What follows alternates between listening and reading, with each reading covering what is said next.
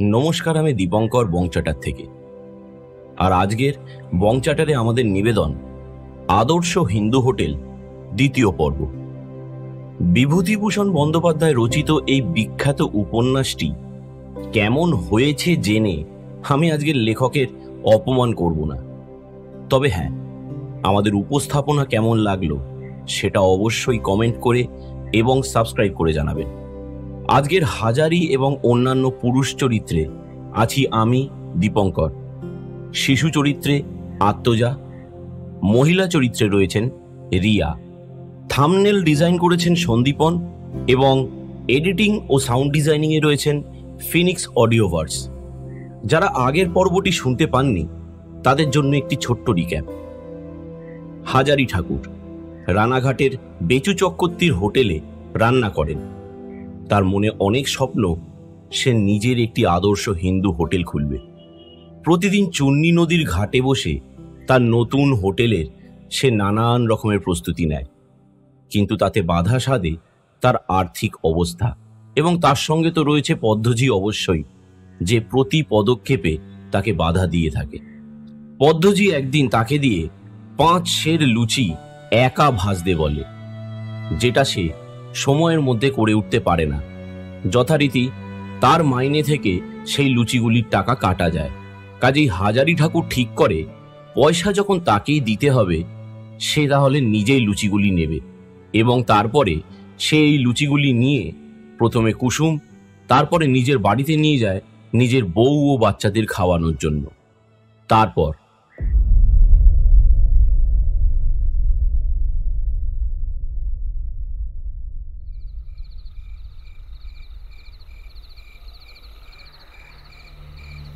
হাজারির বাড়িতে দুখানা খড়ের ঘর, ছোট্ট একটা উঠান, একদিকে কাঁঠাল গাছ, অন্যদিকে একটা সজনে গাছ এবং একটা পেয়ারা গাছ।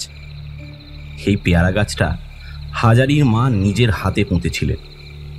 বেশ বড় বড় পেয়ারা হয়, কাশির পেয়ারার বীজের চারা। হাজারির ডাকাডাকিতে হাজারির স্ত্রী উঠে দরজা খুলল।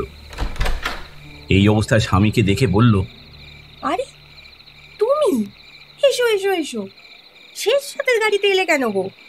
এই দুরন্ত রাস্তা, অন্ধকার রাত, তার উপরে সাপের আবার বড্ড ভয় হয়েছে গো।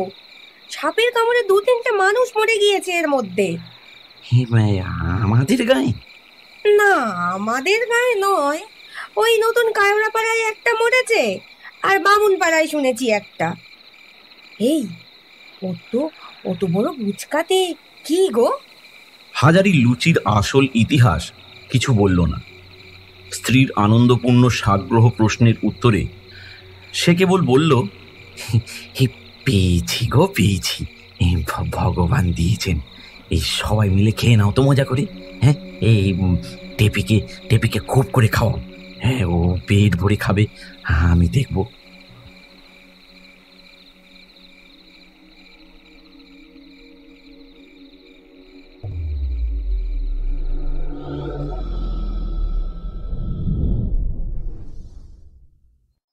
সেদিন সকালের গাড়িতে হাজারি রানাঘাটে ফিরতে পারল না। দুপুরের পরে হাজারি কুসুমের বাপের বাড়িতে বেড়াতে গেল। এই গ্রামেই গোয়ালপাড়ায় কুসুমের জ্যাঠামশাই হরি ঘোষের বাস। অবস্থা একসময় যথেষ্ট ভালোই ছিল। এখনো বাড়িতে গোয়াল পোড়া গরুর মধ্যে 8-10টা অবশিষ্ট আছে। 2টি ছোট ছোট ধানের গোলাও বজায় আছে। হাজারিকে হরি ঘোষ খুব খাতির করে খেজুর পাতার চটে বসতে দিল। বলল, তা কবে এলেন বাবা ঠাকুর? এই সব ভালো? তোমরা সবাই ভালো আছো তো? হ্যাঁ, আপনার শ্রীচরণের আশীর্বাদে একরকম চলে যাচ্ছে।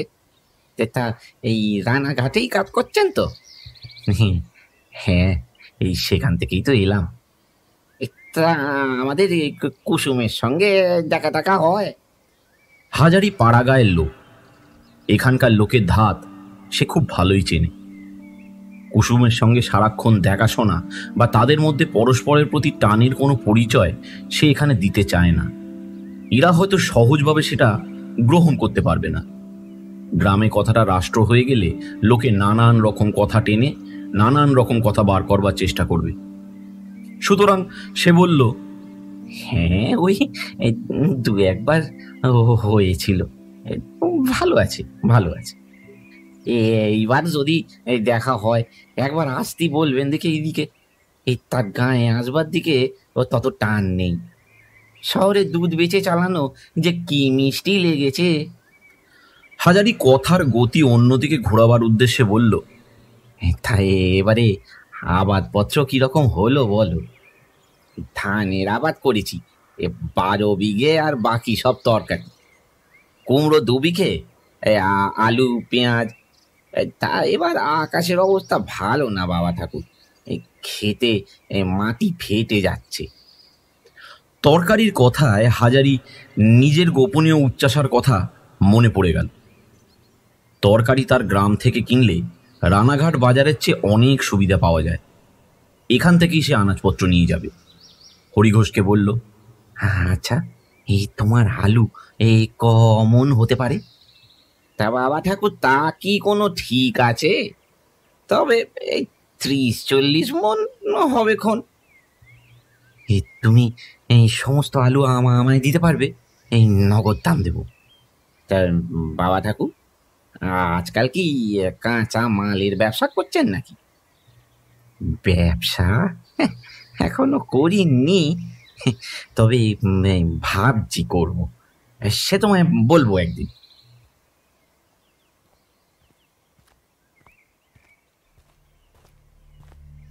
গোয়ালপাড়া থেকে আসবার পথে একটা খুব বড় বাঁশ বনের মাঝখান দিয়ে পথ। এখানে লোকজন নেই। এরশোলা গ্রামেই লোকজনের বসত নেই। আগে ছিল, ম্যালেরিয়ায় মরে হেজে লোকশূন্য হয়ে পড়ে আছে। শুধুই বড় বড় আম কাঁঠালের বাগান ও বাঁশ বনের জঙ্গল। এই বাঁশ বনের মধ্যে পুরনো দিনে পালিত পাড়া ছিল। হাজারি ছোটবেলাতেও দেখেছে। পালিতেরা বেশ বর্ধিষ্ণু ছিল গ্রামের মধ্যে। পূজা পার্বণ, দোল দুর্গোৎসব সমস্ত কিছু এখানে রাজেন পালিতের বাড়িতে হতো। এখন জঙ্গলের মধ্যে পালিতদের ভিটাটা পড়ে আছে এই পর্যন্ত। দিনের বেলাতেই মনে হয় যেন বাঘ লুকিয়ে থাকে। বাঁশঝাড়ে কটকট করে শুকনো বাঁশের শব্দ হচ্ছে।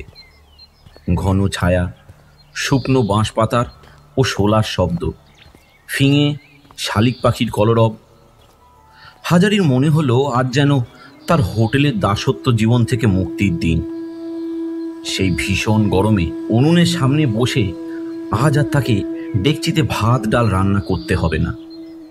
পদ্মঝিয়ের কড়া তাগাদা ও মুরব্বিয়ানা সহ্য করতে হবে না। বাঁশবনের ছায়ায় পূর্ণ শান্তিতে সে যদি ঘন্টার পর ঘন্টা ঘুমিয়ে থাকে, তাহলেও তাকে কিছু বলবার কেউ নেই। এই মুক্তি সে ভালোভাবেই আস্বাদ করতে চায় বলেই সে হোটেল খোলবার কথা এত ভাবে। সে যথেষ্ট অভিজ্ঞতা সঞ্চয় করেছে। এইবার কিছু টাকা হাতে পেলেই রানাঘাটের বাজারে সে হোটেল খুলে দিতে পারে। হাজারি সত্যিই চিন্তা করতে আরম্ভ করল, টাকা কোথায় ধার পাওয়া যেতে পারে। এই গ্রামের গোসাইরা বেশ বড় লোক, কিন্তু তারা প্রায় সবাই থাকে কলকাতায়। এখানে বৃদ্ধ কেশব গোসাই থাকেন বটে, কিন্তু লোকটা ভয়ানক কৃপণ। তিনি কি আর হাজারির মতো সামান্য লোককে বিনা বন্ধকে বিনা জামিনে টাকা ধার দেবেন? আর হাজারির জামিন হবেই বা কে? তার অবস্থা অত্যন্ত খারাপ। 2-4খানা মাত্র চালা ঘর, রান্নাঘরখানা গত বর্ষায় পড়ে গিয়েছিল। পয়সার অভাবে সারানো হয়নি। উঠোনের আমতলায় রান্না হয়। বৃষ্টির দিন এখন ক্রমশ চলে গেল। এখন অত অসুবিধা হয় না বটে, তাও বেলা প্রায় পড়ে গিয়েছে। হাজারি বাড়ি ফিরে দেখলো তার ছোট্ট মেয়ে টেপি ঘরের দাওয়ায় বসে উল বুনছে। টেপি বাবাকে দেখে বলল, তোমার জন্য আসন গুনছি বাবা। কাল তুমি যদি থাকো, কালকের মধ্যে হয়ে যাবে, তোমার সঙ্গে দিয়ে দেব। হাজারি মনে মনে হাসল। বেচু চক্রবর্তীর হোটেলে সে রঙিন পশমের আসন পেতে খেতে বসেছে। ছবিটা বেশ ভালো বটে, কিন্তু পদ্মঝি এখানে কি মন্তব্য করবে তাহলে? দেখি কেমন আসন। বাহ বাহ বাহ, বেশ হয়েছে তো। হ্যাঁ, কোথায় শিখলি তুই বুনতে? মুখুজ্জে বাড়ির নীলাদি আর অত সিদির কাছে। আমি রোজ যাই দুপুরে। ওরা আমায় গান শেখায়, বোনা শেখায়। ওরা এখনো আছে? হরিচরণ বাবু চলে যাননি এখনো? ওরা নাকি এ মাসটা থাকবে। থাকলে তো আমারই ভালো, বলো? আমি কাজটা শিখে নিতে পারি। কি চমৎকার গান গাইতে পারে অত সিদি। আজ শুনবে বাবা? তুই গান শিখলি কিছু? দুই একটা, সে কিছু নয়। তুমি অত সিদির গান যদি শোনো তবে বলবে কলের রেকর্ডের গান শুনছি। ওদের বাড়ি খুব বড় কলের গানও আছে, রোজ সন্ধ্যের পর বাজায়। কত রকমের গান আছে। যাবে সন্ধ্যেবেলা, অতসিদি নিজে কল বাজায়। আমিও যাব তোমার সঙ্গে। অতসিদিকে বলবো বাবা এসেছে, ভালো ভালো গান বেচে দেবে। তাই? হ্যাঁ রে, হরিচরণ বাবুর শরীর সেরেছে জানিস? তা তো জানি না, তবে তিনি বৈঠকখানায় বসে রোজই তো সবার সঙ্গে গল্প করেন। একদিন বৈঠকখানার কলের গান বাজিয়েছিলেন, কি চমৎকার কীর্তন। সঙ্গীত শিল্পের প্রতি বর্তমানে হাজারির তত আগ্রহ নেই। হাজারির আসল উদ্দেশ্য হরিচরণ বাবুকে বলে কয়ে অন্তত 100-2 টাকা ধার করা যায় কিনা সেই দিকে। হরিচরণ মুখুজ্জে মশাই এই গ্রামের মধ্যে একমাত্র শিক্ষিত, অবস্থাপন্ন ও সম্ভ্রান্ত লোক। তারা এই গ্রামের জমিদার, কিন্তু অনেক দিন থেকেই গ্রাম ছেড়েছেন। প্রকাণ্ড 3 মহলা বাড়ি পড়ে আছে। 2-1 বৃদ্ধা পিসিমাসি ছাড়া বাড়িতে আর কেউ এতদিন ছিল না। আজ মাস 5-4 হলো হরিচরণ মুখুজ্জের একমাত্র পুত্র কলকাতায় মারা যায় বসন্ত রোগে। পুত্রের মৃত্যুর পর থেকে আজ প্রায় 3 মাস হলো হরিচরণবাবু সপরিবারে দেশের বাড়িতে এসে যে কেন বাস করছেন সে খবর হাজারি জানে না। তবে এটা সে জানে যে হরিচরণবাবু গ্রামের উত্তর মাঠে একটা দিঘি খনন করবার জন্য জেলা বোর্ডের হাতে অনেকগুলো টাকা দান করেছেন এবং ছেলের নামে একটি ডিসপেন্সারি করে দেবেন গ্রামে। হরিচরণবাবু কারোর বাড়িতে যান না, নিজের বৈঠকখানায় বসে থাকেন সব সময়। তার 2 মেয়ে ও স্ত্রী এখানে, তাছাড়া চাকর বাকর ও 2 দেওয়ানও আছে বাড়িতে। সন্ধ্যার পর সাহসে ভর করে হাজারি হরিচরণবাবুর পৈতৃক আমলের বৈঠকখানার উঠোনে গিয়ে দাঁড়ালো। বৈঠকখানা বাড়ির সামনে বড় বড় থামলা সাদা মার্বেল পাথরে বাঁধানো বারান্দা। বারান্দার সামনে একটা মাঝারি গোছের কামরা, পাশে আর একটা ছোট্ট কামরা। আগে নবীনবাবু বলে এদেরই এক শরিক বড় বৈঠকখানার পাশে আলাদাভাবে নিজের জন্য আর একটা বৈঠকখানা তৈরি করেছিলেন। তিনি আজ বছর 25 হলো নিঃসন্তান অবস্থায় মারা যাওয়াতে আগের বৈঠকখানা ঘর বর্তমানে বিচালি রাখবার জন্য ব্যবহৃত হয়। হাজারি টেপিকে সঙ্গে করে নিয়ে গিয়েছিল।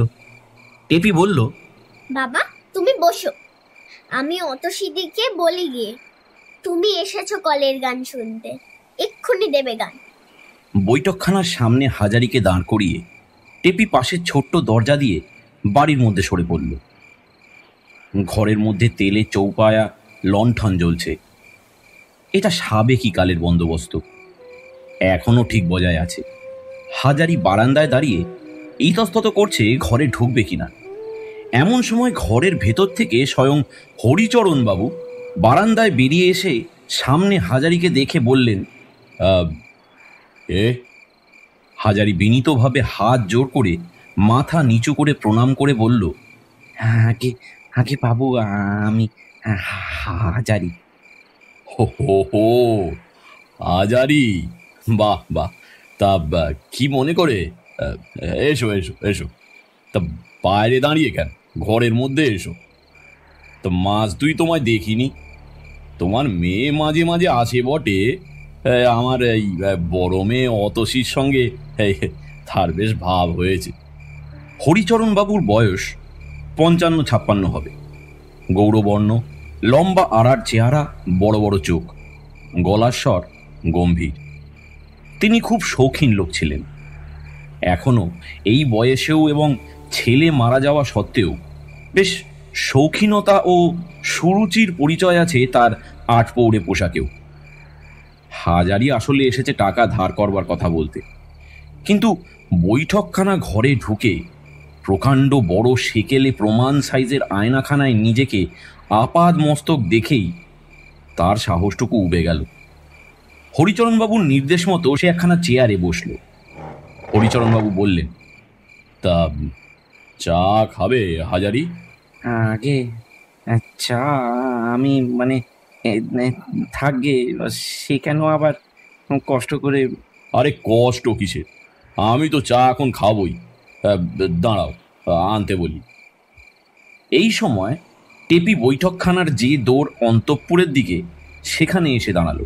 হরিচরণবাবুকে বৈঠকখানার মধ্যে দেখেও সে বেশ সহজভাবেই বলল, বাবা দাঁড়া, অত সিদি কলের গান বাজাচ্ছে। আমি বলেছি আমার বাবা তোমাদের কলের গান শুনতে এসেছে। কলের গান শুনতে এসেছো হাজারি? তা আমাকে বলতে পারতে। আরে শুনতে আসবে এ আর নতুন কথা কি? তোমরা তোমরা 2-5 জন আসো যাও, বড় আনন্দের কথা। গ্রাম তো লোক শূন্য হয়ে পড়েছে। তা ওরে খুকি, তোর বাবার জন্য আর আমার জন্য 2 পেয়ালা চা আনতে বলে যেত তোর অতসী দিদিকে। হাজারি মনে মনে টেপির ওপর চটে গেল। হতভাগা মেয়েটা সব মাটি করে দিল। কে তাকে বলেছিল কলের গান শুনতে সে যাচ্ছে মুকুজ্জে বাড়িতে? কাজী টাকার কথা তোলা কি আর ভালো দেখায়? না, যত ছেলে মানুষদের নিয়ে পড়া গেছে।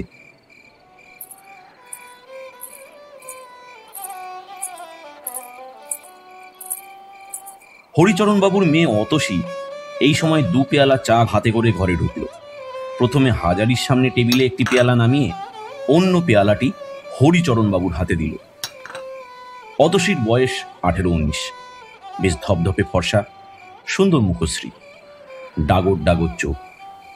এক কথায় অতসী সুন্দরী মেয়ে, পরিষ্কার পরিচ্ছন্ন, অথচ সহজ অনাড়ম্বর সাজগোজ। হাতে কয়েক গাছি সরু সোনার চুড়ি এবং কানে ইয়াররিং ছাড়া অলঙ্কারেরও কোনো বাহুল্য নেই। হরিচরণবাবু বললেন, ইনি তোমার হাজারি কাকা, প্রণাম করো মা। অতসী এগিয়ে এসে হাজারির সামনে নিচু হয়ে প্রণাম করে পায়ের ধুলো নিল। হাজারি সংকুচিত হয়ে বলল, হে থাক থাক মা থাক, এসো মা এসো, রাজরানী হও মা, রাজরানী হও, কল্যাণ হোক। অতসীকে হরিচরণবাবু বললেন, তোমার হাজারি কাকা গান শুনবেন, তো গ্রামাফোনটা একটু নিয়ে এসো তো মা। অতসীর সঙ্গে টেপির খুব ভালো ভাব হয়েছে। টেপির বাবাকে অতসী এই প্রথমবার দেখল। বন্ধুর বাবা কিরকম দেখতে কৌতূহলের সঙ্গে চেয়ে চেয়ে সে দেখছিল। বাবার কথায় বাড়ির মধ্যে চলে গেল এবং কিছুক্ষণ পরে চাকরের হাতে দিয়ে গ্রামাফোন রেকর্ডের বাক্স বাইরে পাঠিয়ে দিল। হরিচরণবাবু চাকরকে বললেন, তো বাজাবে কি? তোর দিদিমণি আসছে না? দিদিমণি যে বললেন আপনি বাজাবেন। আরে আমি তো ভালো করে চোখেই দেখতে পাবো না, তাকেই পাঠিয়ে দিকে যা। একটু পরে অতসী, টেপি এবং পাড়ার আরও 2-3টে মেয়ে ঘরে ঢুকলো। কলের গান বাজনা শুরু হলো এবং চলল প্রায় ঘন্টা 2। আরও একবার চা দিয়ে গেল চাকরে, কিন্তু পরিবেশন করলো অতসী। সব মিটে চুকে যেতে রাত্রি প্রায় 9:30 বেজে গেল। হাজারি ছটফট করছিল, গান শুনতে তো আর সে এখানে আসেনি। গান বন্ধ হলে অতসী, টেপি ও মেয়ের দল যখন বাড়ির মধ্যে চলে গেল, তখন হাজারি সাহসে ভর করে বলল, হ্যাঁ, আপনার কাছে একটা আর্জি ছিল বাবু। কি বলো? আগে আমার কিছু টাকা দরকার, যদি আমায় কিছু ধার দিতেন তাহলে তাহলে আমার একটা মস্ত বড় আশার কাজ মিটত। মেয়ের বিয়ে দেবে? আগে না বাবু, তা নয়, ব্যবসা করব। ও, তা কি ব্যবসা? বাবু, আপনি তো জানেন আমি হোটেলে কাজ করি। আপনার কাছে লুকাবো না, আমি একটা নিজের হোটেল খুলতে চাচ্ছি এবার। এই টাকাটা সেই জন্যই দরকার। তা কত টাকা দরকার? বাবু বাবু অন্তত 200 টাকা আমায় যদি দয়া করে দেন বাবু। আমার আমার খালধারের কাঁঠাল বাগান আমি বন্ধক রাখছি আপনার কাছে। 1 বছরের মধ্যে টাকাটা শোধ করব। বাগান বন্ধক রেখে টাকা আমি দিতাম না, দিতাম তো তোমাকে আমি এমনিই দিতাম, কিন্তু অত টাকা এমন সময় আমার হাতে নগদ নেই। হাজারি এই কথার পরে আর কোনো কথা বলতে পারল না। বিশেষত সে জানত হরিচরণবাবু উদার মেজাজের মানুষ, সত্যবাদী লোক। টাকা হাতে থাকলে না থাকার কথা তিনি বলতেন না। অতসী এসে বলল, কাকা, আপনি একটু বসুন, টেপি খেতে বসেছে। মা ছাড়লে না, মেয়েরা যারা গান শুনতে এসেছিল সবাইকে না খাইয়ে যেতে দেবেন না, একটু দেরি হবে। না হয় আপনি যান, আমি ঝির সঙ্গে পাঠিয়ে দেবক্ষণ। তা হাজারি, তোমার যদি বিশেষ কাজ না থাকে একটু বসেই যাও না। হ্যাঁ, তোমার সঙ্গে দুটো কথা কই। কেউ বড় একটা আসে না আমার এখানে। তা তুমি কোথায়, কোন হোটেলে কাজ করো? আগে আগে রানাঘাটে, এই বেচু চক্রবর্তীর হোটেলে, এই রেল বাজারের মধ্যে। আর কত মাইনে পাও? বাবু, সে আর বলবার কথা নয়। এই খাওয়া দাওয়া আর 7 টাকা মাইনে। তাই ভাবছিলাম পরের তাবে আর থাকবো না। এইদিকে তো বয়সও হলো, এবার একটা হোটেল খুলে এই নিজেই চালাবো। তা হোটেল চালাতে পারবে? তা বাবু, আপনার আশীর্বাদে একরকম এই সবই জানি ওই লাইনে। এই বাজার আর রান্না, হোটেলের দুটো মস্ত কাজ। এই যে শিখেছে সে হোটেল খুলে লাভ করতে পারে। আমি অনেক দিন থেকে চেষ্টা করে ও দুটো কাজ শিখে নিয়েছি। এই খদ্দের কি চায় তাও জানি। এই চাকরি করি রাঁধুনির বটে বাবু, কিন্তু মানে আপনার বাপ মায়ের আশীর্বাদে, আপনার আশীর্বাদে কান চোখ খুলে এই কাজ করি। বাহ, বেশ ভালো ভালো। উৎসাহ পেয়ে হাজারি তার বহুদিনের আশা ও স্বাদ, একটি আদর্শ হিন্দু হোটেল প্রতিষ্ঠা সম্বন্ধে অনেক কথা বলল। চুন্নি নদীর ধারে বসে অবসর মুহূর্তে তার সে স্বপ্ন দেখার কথাও সে গোপন করল না। তার রান্না খেয়ে কলকাতার বাবুরা কিরকম সুখ্যাতি করেছে, যদি মারুজ্যের হোটেলে তাকে ভাঙিয়ে নিয়ে যাওয়ার চেষ্টা, কিছুই বাদ দিল না। হরিচরণবাবু বললেন, দেখো হাজারি, তোমার তোমার কথা শুনে তোমার উপর আমার হিংসে হয়।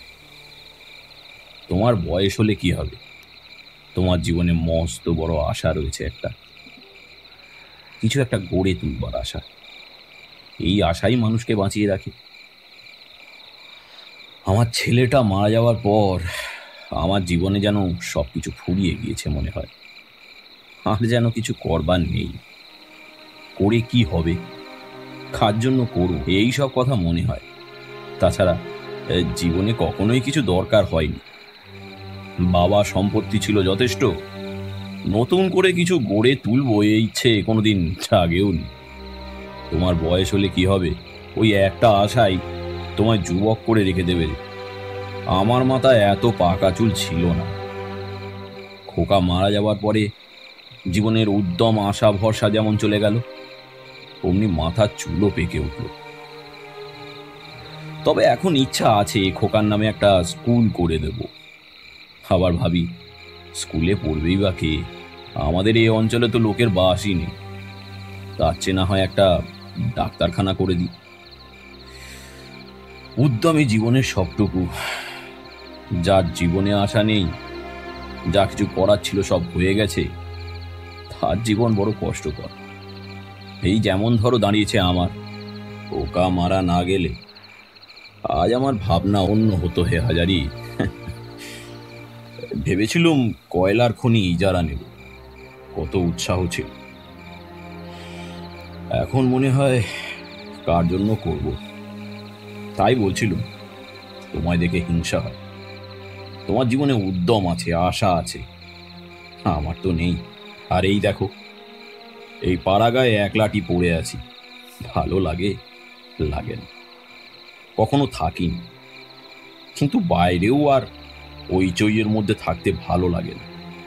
ওই মেয়েটা আছে, আর কলের গান এনেছে একটা, বাজায়, আমি শুনি। ওর মায়ের জন্য বেছে বেছে ভক্তি আর দেহতত্ত্বের গান কিনে দিয়েছি। যদি তা শুনে তার মনটা একটু ভালো থাকে। মেয়ে মানুষ, কষ্টটা লেগেছে তার অনেক বেশি। হাজারি এই দীর্ঘ বক্তৃতার সবটা তেমন বুঝল না, কেবল বুঝল পুত্র শোকে বৃদ্ধের মাথা খারাপ হয়ে গিয়েছে। সে সহানুভূতি সূচক দু চার কথা বলল। বেশি কথা অনেকক্ষণ ধরে গুছিয়ে বলতে সে কখনো শেখেনি।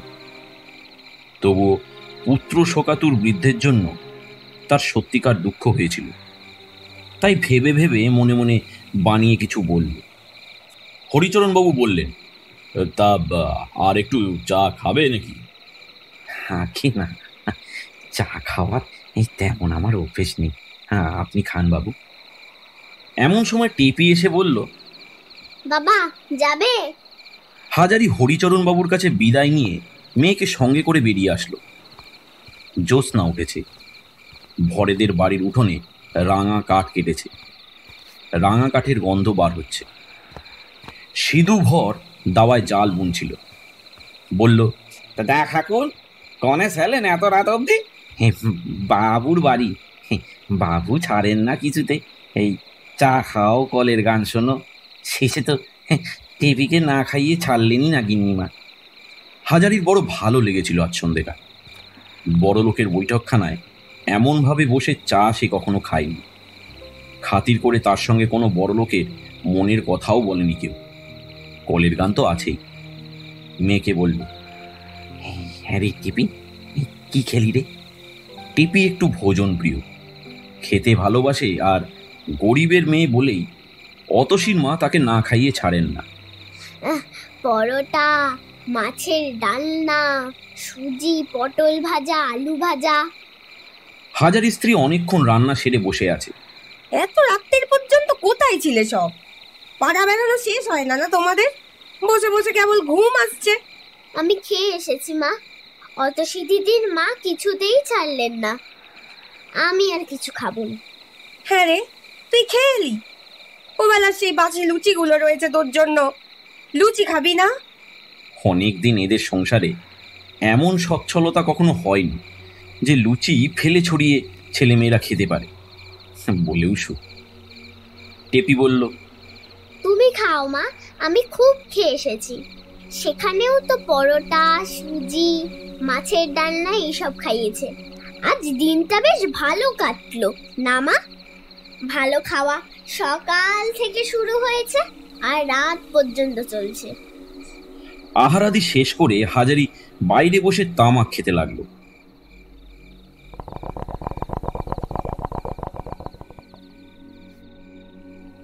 হরিচরণবাবুর কথায় তার অনেকখানি উৎসাহ আজ বেড়ে গিয়েছে। লুচি, টিপি কত লুচি খেতে পারে সে তার ব্যবস্থা করবে। তার এইসব লোভাতুর ছেলে মেয়ের মুখে ভালো খাবার দাবার সে দিতে পারে না, কিন্তু যাতে পারে সে চেষ্টা করবার জন্যই তো সুযোগ খুঁজে বেড়াচ্ছে। হরিচরণবাবুর কাছে টাকা আছে বটে, কিন্তু তার মতো লোভাতুর ছেলে মেয়ে নেই তার ঘরে। কাদের মুখে সুখাদ্য তুলে দেওয়ার আশায় তিনি খাটবেন। আজ হরিচরণবাবুর কাছ থেকে টাকা সে পায়নি বটে, কিন্তু এমন একটা জিনিস সে পেয়েছে যার মূল্য টাকার চেয়ে অনেক অনেক বেশি। তার সংসারে ছেলে মেয়ে আছে, টেপি আছে। তাদের মুখের দিকে চেয়ে তার হাতে পায়ে বল আসবে, মনে জোর পাবে। হরিচরণবাবুর জীবন শেষ হয়ে গিয়েছে। তার বয়স 46 হলে কি হয়? টেপি যে ছেলে মানুষ, তার নিজের সুখ কিসে? টেপিকে একখানা ভালো শাড়ি কিনে দিলে ওর মুখে যে হাসি ফুটবে, সেই হাসি তাকে অনেক দূরে নিয়ে যাবে কাজের পথে। আহা, যদি এমন কখনো হয়, যদি যদি টেপিকে একটা কলের গান কিনে দেওয়া যায়। গান এত ভালোবাসে যখন, হয়তো স্বপ্ন, কিন্তু ভেবেও তো আনন্দ। দেখাই যাক না কি হয়। বাঁশঝাড়ে শনশন শব্দ হচ্ছে। রাত অনেক হয়েছে, গ্রাম নীরব হয়ে গিয়েছে। এতক্ষণে হাজারি স্ত্রীকে বলল, ও গো, আমার গামছাখানা এই বড্ড ময়লা হয়েছে, একটু সোডা দিয়ে ভিজিয়ে দাও তো। কাল খুব সকালে কেচে দিও, আমি কাল সকালে উঠেই রানাঘাটে যাব। সকালে কেন? এক্ষুনি কেচে দি। ভিজে গামছা নিয়ে যাবে কি করে? এখন কেচে দিয়ে হাওয়ায় মেলে দিই, তাহলে রাত্রির মধ্যে শুকিয়ে যাবে।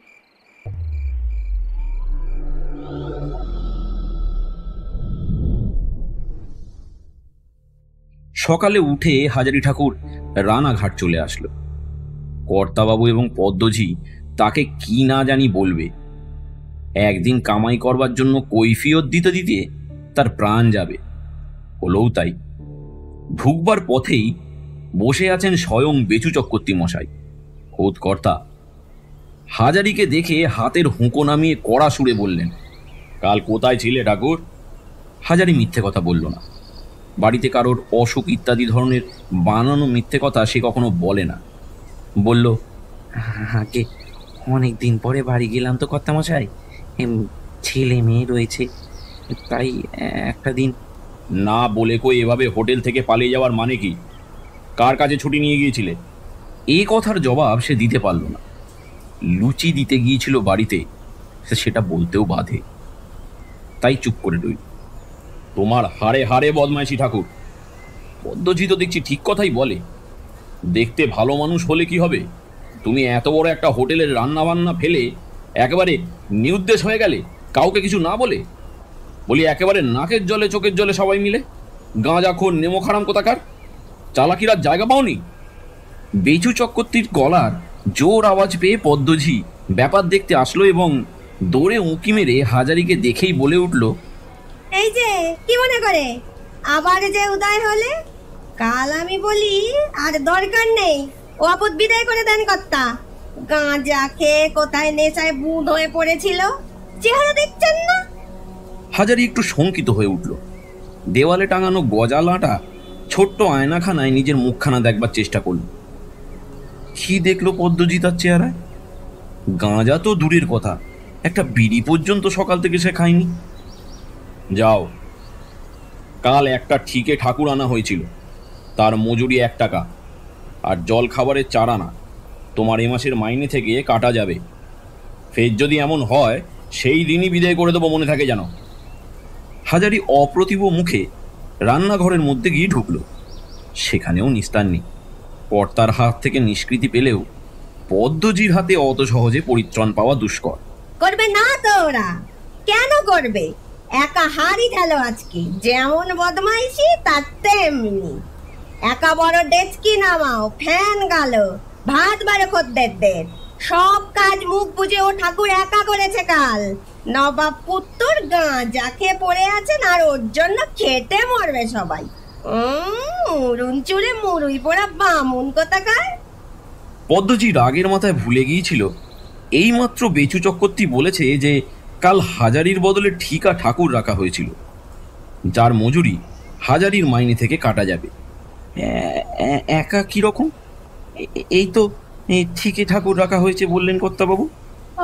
হয়েছিল তো, হয়নি তো কি? কর্তামশাই কি মিথ্যে কথা বলেন তোমার কাছে? যদি নাই বাবা যেত ঠাকুর, তবে ঠাকুরকে একা খাটতে হতো কেন? তোমার সঙ্গে অত কথা কাটাকাটি করবার সময় নেই বাবু আমার। মুর্শিদাবাদ আসবার সময় হলো, এক্ষুনি স্টেশনে খদ্দেররা সব চলে আসবে। ডাল ছাতলে ভালো তাড়াতাড়ি, আর চচ্চড়িটাও বসিয়ে দাও। মুর্শিদাবাদ ট্রেন সশব্দে এসে প্ল্যাটফর্মে দাঁড়ালো। এইবার কিছু খরিদ্দারের ভিড় হবে। হাজারি ছোট্ট ডেচ্ছিটার মধ্যে হাত ডুবিয়ে সাঁতলাচ্ছে।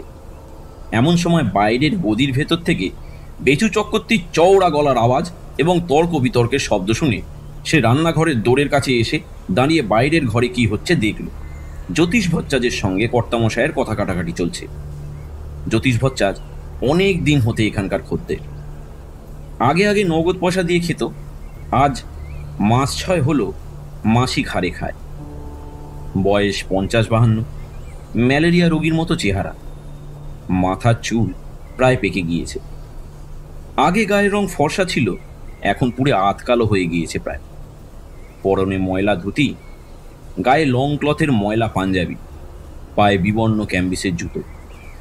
না না না না না, আপনি অন্য স্তর চেষ্টা করুন ভট্টাচার্য মশাই, আমি পারবো না। সোজা কথা, হোটেল খুলেছি 2 পয়সা রোজগারের চেষ্টায়, অন্য ছত্তর তো খুলিনি। টাকার জন্য আপনি ভাববেন না চক্রবর্তী মশাই, কম আসে, বাকি আমি একসঙ্গে দেব। না মশাই না, আপনি অন্য স্তর চেষ্টা করুন। যা গিয়েছে গিয়েছে, আর আপনাকে খাইয়ে আমি জড়াতে রাজি নই। না না না, এই যাবে কেন, যাবে কেন? পাই পয়সা শোধ করে দেবো। তবে তবে পড়ে গিয়েছে একটু ফেরে কর্তামশাই। তা এই কটা দিন যেমন খাচ্ছি তেমনি খেয়ে যাই। সামনের মাসের পয়লা দোসরা। না মশাই, না, সামনের মাসের পয়লা দোসরা এখন ঢের বাকি। ও সবার চলবে না, মাফ করবেন। আপনি আপনি দয়া করে অন্য স্তরে দেখুন। জ্যোতিষ ভট্টাচার্যের চেহারা দেখে হাজারির মনে হলো লোকটা খুব ক্ষুধার্ত, হয়তো সকাল থেকে কিছুই খায়নি। এত বেলায় না খাইয়ে কর্তামশাই তাড়িয়ে দিলেন। কাজটা কি ভালো হলো? হয়তো কিছু কষ্টে পড়ে থাকবেন, নয়তো দুমুঠো খাওয়ার জন্য লোকে এত খোসামত করে নাকি? হাজারের ইচ্ছা হলো একবার সে বলে যে কর্তামশাই, আমি আজ খাবো না, কাল দেশে একটা নেমন্তন্ন ছিল, খেয়ে শরীর খারাপ আছে, আমার ভাতটা না হয় ভট্টাচার্য মশাই খেয়ে যাক। কিন্তু কথাটা বললে কর্তামশাইয়ের অপমান করা হবে, বিশেষ করে পদ্ম তাহলে তাকে আর আস্ত রাখবে না। জ্যোতিষ ভট্টাচার্য আজ শেষ পর্যন্ত না খেয়েই চলে গেলেন।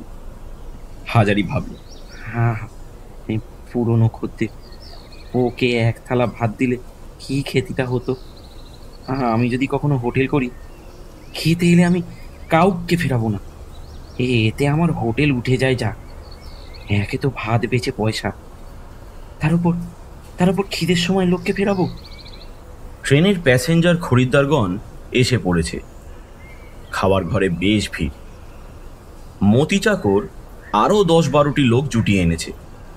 পদ্ম এসে বলল, 10 থালা ভাত বাড়ো, 2 থালা নিরামিষ, আলুর ডাল না দিও। আধ ঘন্টা পরে মুর্শিদাবাদের ট্রেনের খরিদ্দার বিদায় হলে অপ্রত্যাশিতভাবে বনগাঁয়ের ট্রেনের কতগুলো লোক খেতে আসলো।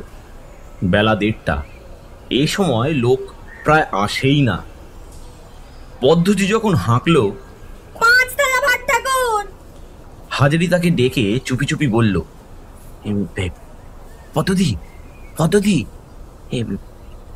পদ্ধতি, ডাল তো একেবারে নেই, এই দুজনের মতে হবে কিনা। পদ্মজি ডেকচির কাছে এসে নিচু হয়ে দেখে চাপাভাবে বলল, ওমা, এ তো একেবারেই নেই বললে হয়। এখন খদ্দেরদের খাওয়াবো কি দিয়ে? তোমার দোষ। যখন ডাল কমে আসছে, এখনো দোকানের ট্রেন বাকি, তখন একটু ফ্যান মিশিয়ে সাতলে নিলে না কেন? কতবার তোমায় বলে দিয়েছি। হ্যাঁ আছে? তা আছে। আচ্ছা, তো দুবাটি দাও ডালে ফেলি, দিয়ে নুন দিয়ে একটু গরম করে নাও। হাঁ করে দাঁড়িয়ে দেখছো কি? হাজারি এ ধরনের কাজ কখনো করেনি, করতে তার বাধে। সে সত্যিই ভালো রাঁধুনি। ইচ্ছা করে হাতের ভালো রান্নাটা নষ্ট করতে বা এভাবে খরিদ্দারদের ঠকাতে তার মন ছড়ে না। কিন্তু পদ্মজির হুকুম না মেনে উপায় কি? বাধ্য হয়ে ডালে ফ্যান মিশিয়ে খদ্দের বিদায় করতে হলো। ছুটি পেল সেদিন প্রায় বেলা 2:30। সামান্য একটু গড়িয়ে নিয়ে রোদ একটু পড়ে আসলে সে চন্ডী নদীর ধারের তীরে তার অভ্যেস মতো বেড়াতে চলল। আজ কদিন নদীর ধারে ওইদিকে যায়নি। তার সেই পরিচিত নির্জন নিম গাছটার তলায় বসে গাছের গুঁড়ি ঠেস দিয়ে ওপারের খেয়াঘাটের দিকে এবং শান্তিপুর যাওয়ার রাস্তার দিকে চেয়ে থাকে। বেশ লাগে জায়গাটা। আর ওখানে গিয়ে বসলেই হাজারির মাথায় হোটেল সংক্রান্ত নানা রকম নতুন কথা আসে। অন্য কোথাও তেমন হয় না। আজ জায়গাটাতে গিয়ে বসতেই হাজারির প্রথমে মনে হলো হোটেল চলে রান্নার গুণে। যারা পয়সা দিয়ে খেতে আসবে তারা চায় ভালো জিনিস খেতে, ফ্যান মেশানো ডাল খেতে তারা আসে না। পদ্মঝিয়ের এই অনাচারের দরুন বেচু চক্রবর্তীর হোটেল এইবার উঠে যাবে। তার নিজের হোটেল ততদিনে খোলা হয়ে যাবে, তার রান্নার গুণেই হোটেল চলবে। হঠাৎ হাজারি লক্ষ্য করল জ্যোতিষ ভট্টাচার্য চুন্নির খেয়াঘাটে দাঁড়িয়ে আছে, বোধহয় পার হয়ে ওপারে যাইবে। ও ভট্টাচার্য মশাই, ভট্টাচার্য মশাই। জ্যোতিষ চেয়ে দেখে হাজারির কাছে উঠে আসলো। বলছি, কোথায় যাবেন? আরে যাচ্ছি একটু ফুলে, নবেলা। আমার ভাইরা ভাই থাকে তারই ওখানে। দেখলে তো হাজারি, তোমাদের চক্রবর্তী মশাইয়ের কাণ্ডটা। হ্যাঁ, এটা আবার কোনো কথা হলো? বলি, টাকা কি আমি আর দিতাম না? দুপুরবেলা না খাইয়ে কিনা বললে অন্য জায়গায় চেষ্টা করুন গিয়ে। এই ভাত বেচা বামুন যদি ছোট লোক না হয় তবে আর কে হবে? হ্যাঁ, বিড়ি আছে, দাও তো একটা। হাজারির থেকে বিড়ি নিয়ে তিনি সেটা ধরালেন। 200 ঝাঁটা আমারই এই শহরের মাথায়। আমি আর থাকছি না, এই যাচ্ছি ফুলে নবলা। আমার বড় ভাইরা ভাই পার্বতী চক্রবর্তী এই সেখানে একজন নাম করা লোক। পার্বতী দাদা একবার বলেছিল ওদের জমিদারি কাছারিতে একটা চাকরি করে দেবে। পাল চৌধুরীদের জমিদারি, মস্ত কাছারি। এই সেইখানেই যাচ্ছি, একটা হিলে হয়ে যাবেই। এবার একটা কথা বলি ভট্টাচ মশাই, এই যদি কিছু মনে না করে। কি? এই টাকা করি এখন কিছু নেই আমার কাছে, তা আমি আগে থেকেই বলে দিচ্ছি।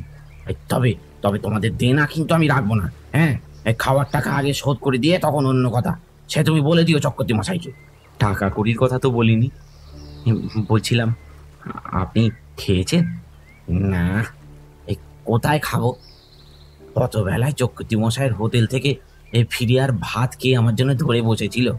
হ্যাঁ, আমার সঙ্গে চলুন ভট্টাচ মশাই, আমি আপনাকে এই দিয়ে খাওয়াবো আজ। হ্যাঁ, আসুন আমার সঙ্গে। কোথায় কোথায়?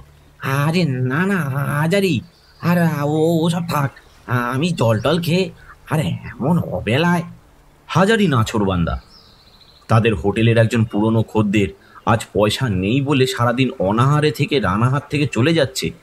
কি জানি কেন এই ব্যাপারটার জন্য হাজারি যেন নিজেকেই দায়ী করে বসল। জ্যোতিষ ভট্টাচ বলল, আমি তোমাদের হোটেলে কিন্তু আর যাব না হাজারি। আচ্ছা, তুমি যখন এই ছাড়ছো না তখন বরং একটু জল টল খাওয়াও। হোটেলে নিয়েই বা যাবো কেন? আসুন না, এই জল টল নয়, ভাত খাওয়াবো নিদে। না না না না না না, ফুলে নবলা যেতে পারবো না আজ। তাহলে আজ সেখানে পৌঁছতেই হবে। কাছেই কুসুমের বাড়ি। একবার হাজারি ভাবল ভট্টাচকে সেখানে নিয়ে যাবে কিনা। শেষে ভেবে চিনতে তাই ঠিক করল। ভদ্রলোককে নইলে কোথায় বা বসে খাওয়াবে। কুসুমের দৌড়ে কড়া নাড়তেই কুসুম এসে দৌড় খুলে হাজারিকে দেখে হাসি মুখে কি বলতে যাচ্ছিল। হঠাৎ জ্যোতিষ ভট্টাচের দিকে দৃষ্টি পড়ায় সে লজ্জিত হয়ে নিচু সুরে বলল, আরে বাবা ঠাকুর যে, কি মনে করে? উনি কে সঙ্গে? ওর জন্যই তো আশা। উনি বামুন মানুষ, আজ সারাদিন খাওয়া হয়নি। আমার চেনাশোনো, আমাদের হোটেলে পুরনো খদ্দের। পয়সা ছিল না বলে খেতে দেয়নি কর্তামশাই। উনি না খেয়ে শান্তিপুর চলে যাচ্ছিলেন। আমার সঙ্গে দেখা, তাই ধরে আনলো। ওকে কিছু না খাইয়ে তো ছেড়ে দেওয়া যায় না। বাইরের ঘরটা খুলে দাও না মা। কুসুম ব্যস্ত হয়ে বাইরের ঘরের দৌড় খুলে দিল। জ্যোতিষ ভট্টাচ কিছু দূরে দাঁড়িয়েছিল। হাজারি তাকে ডাক দিয়ে ভেতরের ঘরে বসালো। তারপর ভেতর যেতেই কুসুম উদ্বিগ্ন স্বরে বলল, কি করবেন বাবা ঠাকুর? রান্না করবেন? সব জোগাড় করে দিই। আর আর ততক্ষণ যা কিছু আছে ঘরে ওই বাবা ঠাকুরকে দিই, কি বলেন? রান্না করে খাওয়াতে গেলে এই চলবে না কুসুম, উনি থাকতে পারবেন না, ফুলে নবলা যাবে। আমি বাজার থেকে খাবার কিনে আনি, এখানে একটু বসবার জন্য নিয়ে এলাম। বাবা ঠাকুর, আপনি ব্যস্ত হবেন না দিকিনি, আমি সব জোগাড় করেছি জল খাবারের। আমার ঘরে সব আছে।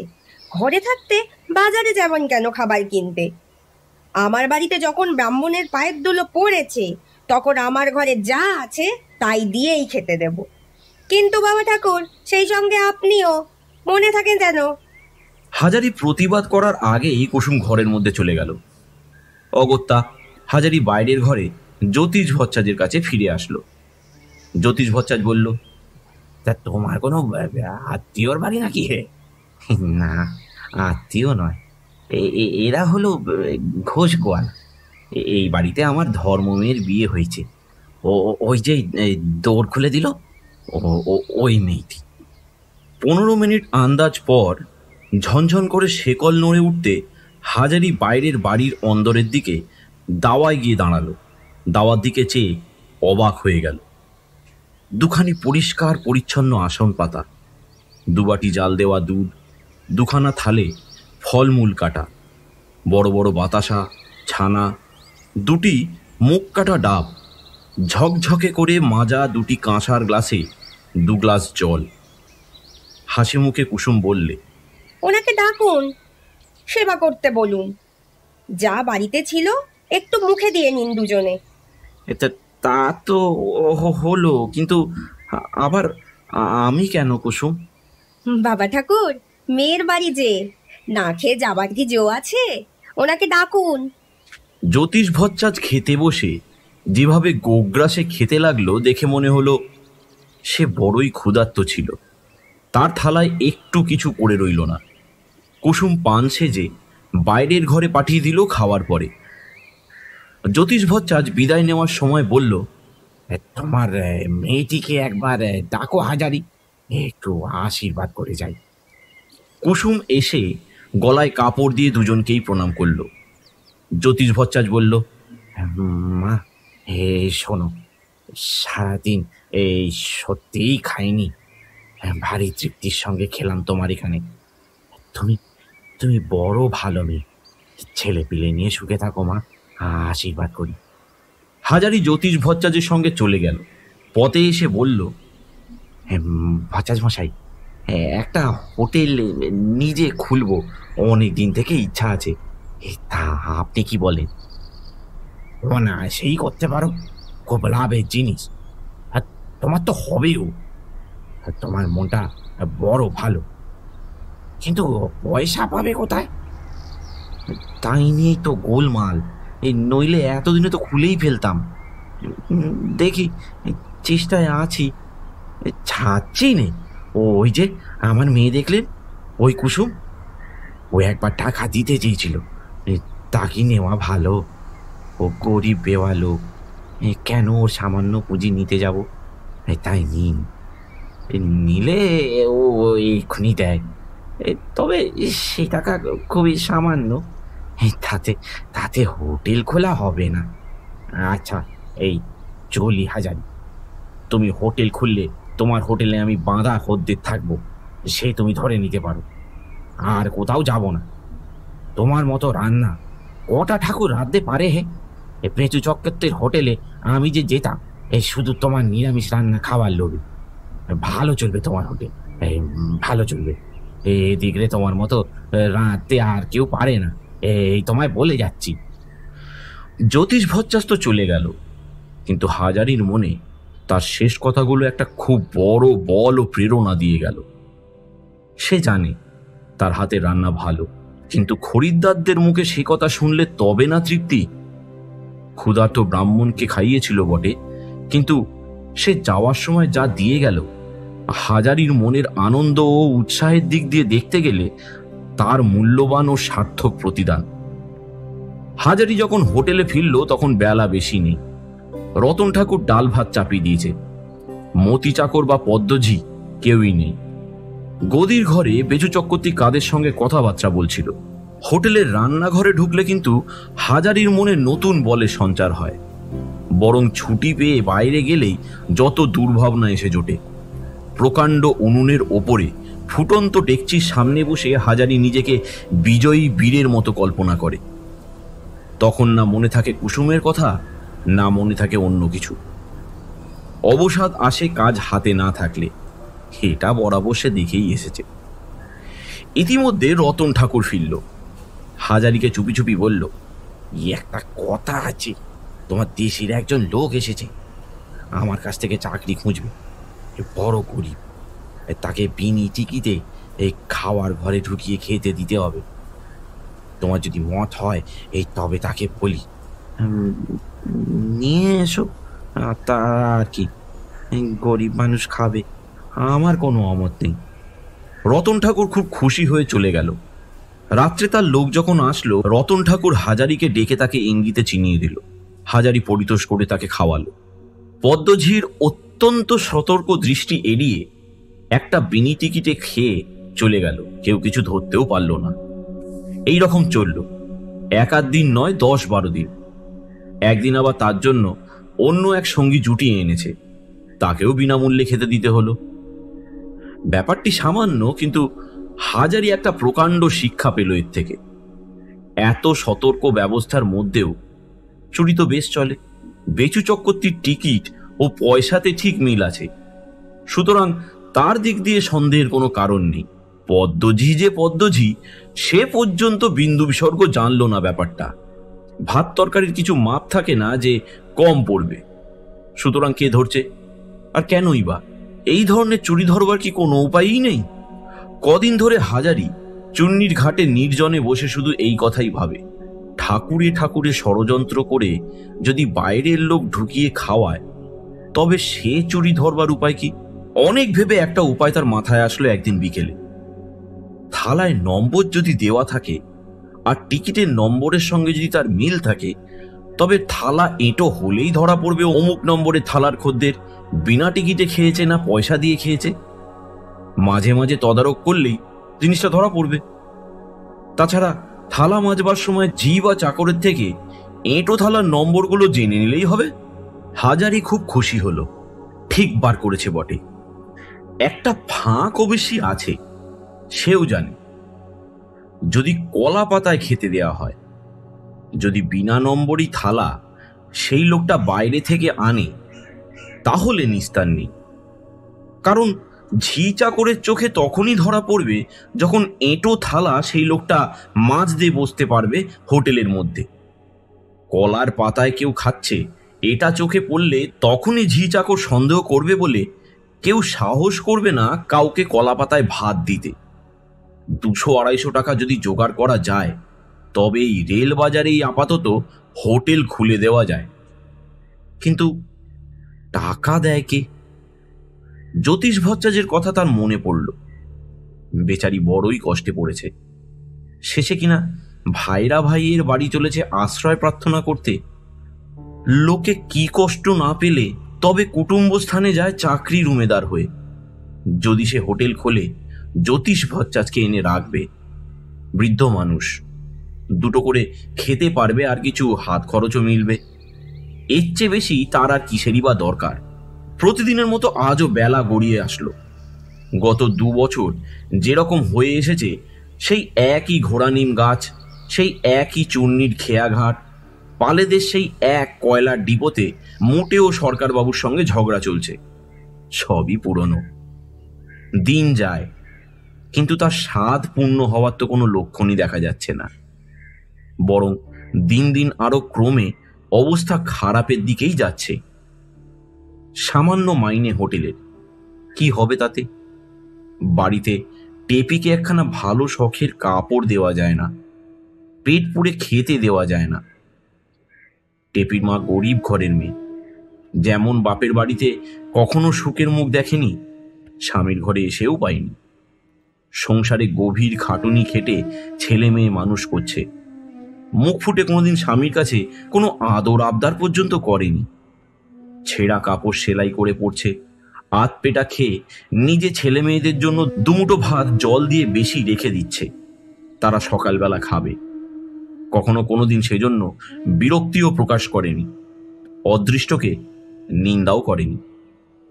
হাজারি সব বোঝে, তাই তো সে আজকাল সর্বদা এক মনে উপায় চিন্তা করে, কি করে সংসারের উন্নতি করা যায়। চক্রবর্তী মশাইয়ের হোটেলে রাঁধুনি বৃত্তি করলে কখনো যে উন্নতি করা যাবে না সেটা সে বোঝে। আর পদ্মজিৎ ঝাঁটা খেয়ে খেয়ে তার মাঝখান থেকে হাড়ে কালি পড়ে যাবে। ভগবান যদি দিন দেন তবে তার আজীবন সংকল্প সে কাজে পরিণত করবে। হোটেল সে একখানা খুলবেই। কুসুমের সঙ্গে এই যে আলাপ হয়েছে, হাজারি এটাকে পরম সৌভাগ্য বলে মনে করে। কুসুম চমৎকার মেয়ে। প্রবাস জীবনে কুসুমের সাহচর্য, তার মধুর ব্যবহার, হোক না সে গোয়ালার মেয়ে, কিন্তু বড় ভালো লাগে। আরো ভালো লাগে এই জন্য যে ঠিক কুসুমের মতো স্নেহপ্রবণ কোনো আত্মীয়া মেয়ের সংস্পর্শে সে কখনো আসেনি। অনেকখানি যে নির্ভর করা যায় কুসুমের ওপর, সব বিষয়ে নির্ভর করা যায়। মনে হয় এ কাজের ভার কুসুমের ওপর দিয়ে নিশ্চিন্ত হওয়া যায়। সে প্রতারণা করবে তো নাই, বরং প্রাণপণ যত্নে কাজ উদ্ধার করবার চেষ্টা করবে, যেমন আপনার লোকে করে থাকে। হাজারি যদি নিজের দিন ফেরাতে পারে তবে কুসুমের দিনও সে অমন রাখবে না। টেপিও তার মেয়ে, কিন্তু টেপি তো বালিকা, কুসুম বুদ্ধিমতী। ও যেন তার বড় মেয়ে, যে বাপের দুঃখ কষ্ট বোঝে এবং বুঝে তা দূর করবার চেষ্টা করে, মন প্রাণ দিয়ে চেষ্টা করে। মেয়েও বটে, বন্ধুও বটে। সকালে সেদিন রতন ঠাকুর আসলো না। পদ্মজি এসে বলল, ও ঠাকুর আজ আর আসবে না, কাল বলে গিয়েছে। তরকারিগুলো তুমি কুটে নাও, দিয়ে রান্না চাপিয়ে দাও, আমি আজ গিয়ে দিচ্ছি। হাজারি প্রমাদ গণল। আজ হাটবার, দুপুরে অন্তত 100-150 হাটুরে খরিদ্দার খাবে। এক হাতে তাদের রান্না করা এবং খাওয়ানো এ তো সোজা কথা নয়। পদ্মঝির কথা মতো সে বটি পেতে তরকারি করতে বসে গেল। বেলা 8:30টার সময় সবে ডাল ভাত নেমেছে, এমন সময় একজন খরিদ্দার টিকিট নিয়ে খেতে আসলো। হাজারি বলল, আগে বাবু, সবে ভাত ডাল নেমেছে, কি দিয়ে খাবেন? 9টা বেজেছে, মোটে ভাত ডাল? কিরকম ঠাকুর তুমি? যদু বাড়ুজ্যের হোটেলে এতক্ষণ 3টে তরকারি হয়ে গিয়েছে। এরকম করলেই তোমাদের হোটেল আর চলেছে? আগে 9টা তো বাজেনি বাবু, 8:30। আমি বলছি 9টা, তুমি বলছো 8:30। আবার মুখে মুখে তর্ক। আমি কি ঘড়ি দেখতে জানি নে? আগে সে কথা তো হয়নি বাবু, ঘড়ি কেন দেখতে জানবেন না? আপনারা বড় লোক, কিন্তু 9টা বাজলে কৃষ্ণনগরের গাড়ি আসে, সে গাড়ি তো এখনো আসেনি। আবার তর্ক? এবার মারবো এক চর গালে। বোধহয় লোকটা মেরেই বসতো। ঠিক সেই সময় পদ্মজি গোলমাল শুনে ঘরের মধ্যে ঢুকে বলল, কি হয়েছে বাবু? তোমাদের এই অসভ্য ঠাকুরটা আমার সঙ্গে মুখোমুখি তর্ক করছে। জানোয়ার একটা, হোটেলের রাঁধুনিগিরি করতে এসে আবার লম্বা লম্বা কথা। আজ দিতাম তোমাকে একটা চর কষিয়ে, টের পেতে তুমি কত মজা। যাক যাক যাক বাবু, আপনি ক্ষমা করে দেন, ওর কথায় চটলে কি চলে? আসুন, আপনি খাবেন এখানে? খাবো কি? তোমার ঠাকুর বলছে এখনো কিছু রান্নাই হয়নি। তাই বলতে গেলাম তো আমার সঙ্গে তর্ক। রান্না হয়নি তো টিকিট বিক্রি করেছিলে কেন তোমরা? দেখাবো তোমাদের মজা, যত বদমাস সব। ঠাকুর, তুমি কিরকম মানুষ? বাবুর সঙ্গে মুখে মুখে তর্ক করা তোমার কি কোনো দরকার ছিল? রান্না কেনই বা হয়নি? যা হয়েছে তাই দিয়ে ভাত দাও, আর একটা মাছ ভেজে দাও। যান বাবু, আপনি গিয়ে খেতে বসুন। পদ্মজি ঝাঁজের সঙ্গে বলল। খানিক পরে লোকটা খাওয়া ফেলে বলল,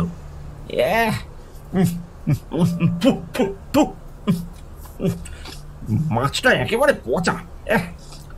কেন মরতে যে হোটেলে খেতে এসেছিল? এই ঠাকুর, এদিকে এসো। পদ্মজি হাঁ হাঁ করে ছুটে আসলো। কি হয়েছে বাবু, কি হয়েছে? কি হয়েছে? যত রকম ন্যাকামি। মাছটা একদম পচা।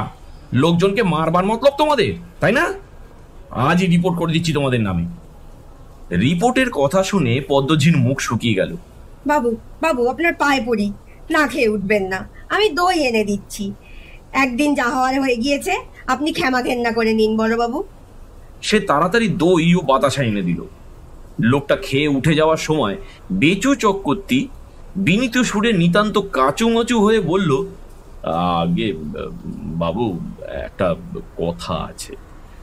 আসলে আপনার টিকিটের পয়সাটা তো নিতে পারিনি।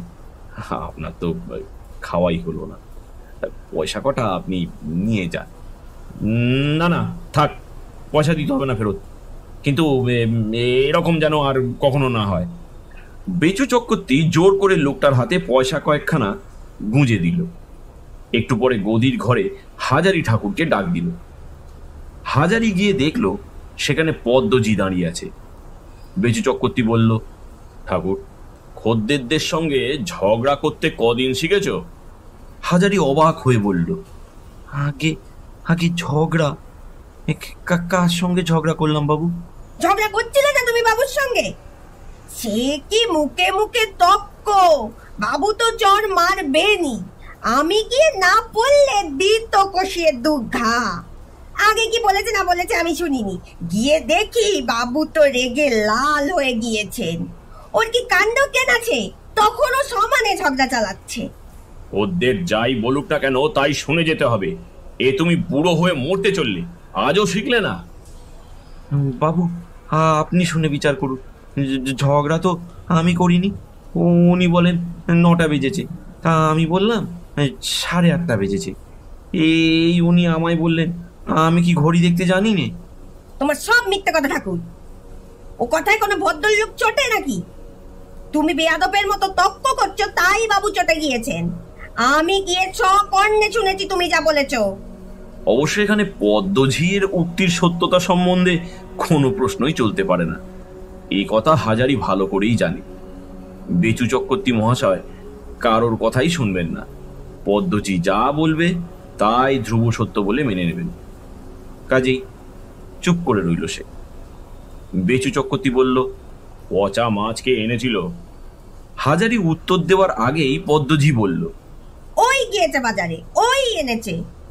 হাজারি বিস্ময় কাঠ হয়ে গেল। কি সর্বনেশে মিথ্যে কথা!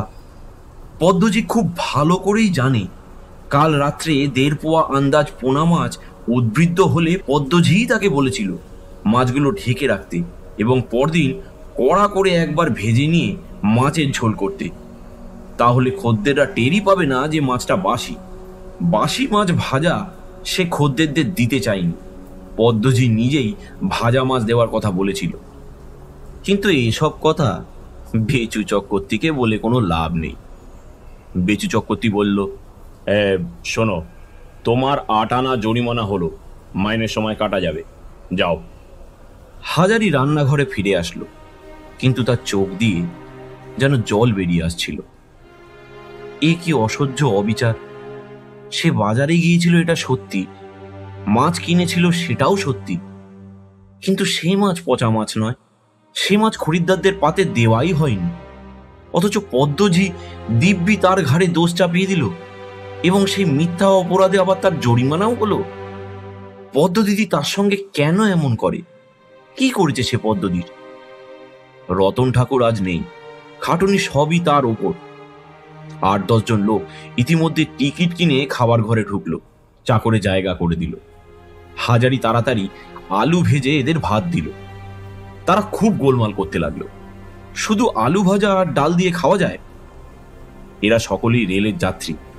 স্টেশন থেকে তাদের হোটেলের চাকর বলে এনেছে যে একমাত্র তাদেরই হোটেলে এত সকালে সব হয়ে গিয়েছে, মাছের ঝোল অম্বল পর্যন্ত। এখন দেখা যাচ্ছে যে ডাল আর আলু ভাজা ছাড়া আর কিছুই হয়নি। কি অন্যায়! পদ্মজি দরজার কাছে মুখ বাড়িয়ে বলল, ও ঠাকুর, দাও না মাছ ভেজে। বাবুরা বলছেন, শুনতে পাও না? বাবুরা খাবেন কি দিয়ে? অর্থাৎ সেই পচা মাছ ভাজা আবার দাও। আজকের মাছ এখনো কাটাই হয়নি, পদ্মতা জানে। হাজারি ঠাকুর কিন্তু পচা মাছ আর খরিদ্দারদের পাতে দেবে না। সে বলল, ভাজা মাছ আর নেই, যা ছিল ফুরিয়ে গিয়েছে। তবে তবে তবে একটু বসুন বাবুরা, একখানা তরকারি করে দিচ্ছি। বসুন বসুন, আপনারা উঠবেন না।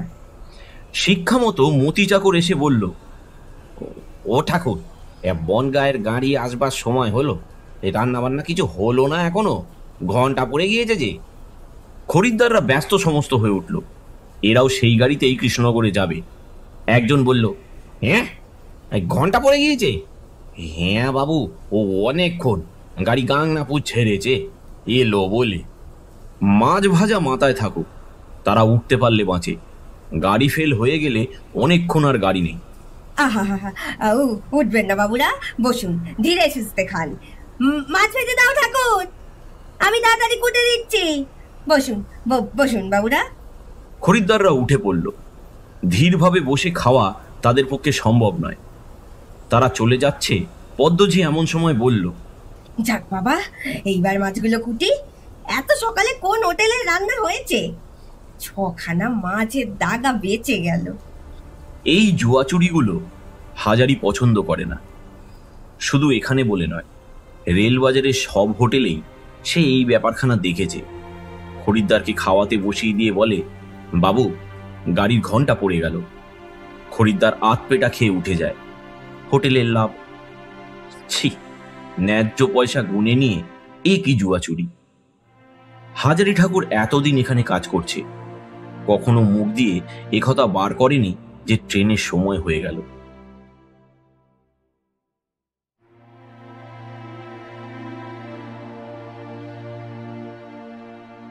আজ এই পর্যন্তই। যদি ভালো লেগে থাকে আমাদের উপস্থাপনা, আমাদের সাবস্ক্রাইব করে এবং কমেন্ট করে অবশ্যই আমাদের মনোবল বাড়াবেন। আপনাদের ওপরেই আমরা অনেকখানি নির্ভরশালী। আদর্শ হিন্দু হোটেল তৃতীয় পর্ব খুব তাড়াতাড়ি আসছে, কাজেই সাবস্ক্রাইব করুন এবং অপেক্ষা করুন। ধন্যবাদ।